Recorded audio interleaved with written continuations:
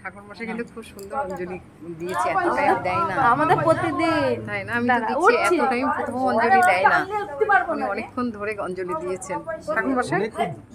অনেকক্ষণ প্রতিদিনই দেয়। নিয়ে আয়, সবার জন্য নিয়ে আয়।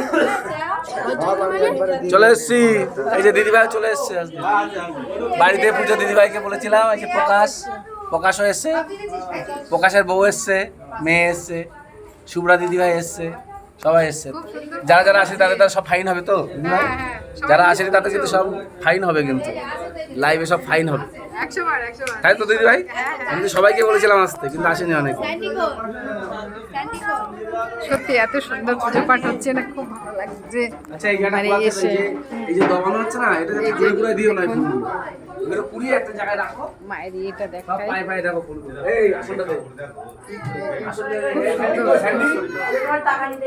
এই অঞ্জলি হলো, আমিও আসলাম, পুজো পাঠ চলছিল, তখন এই অঞ্জলি হয়ে গেল।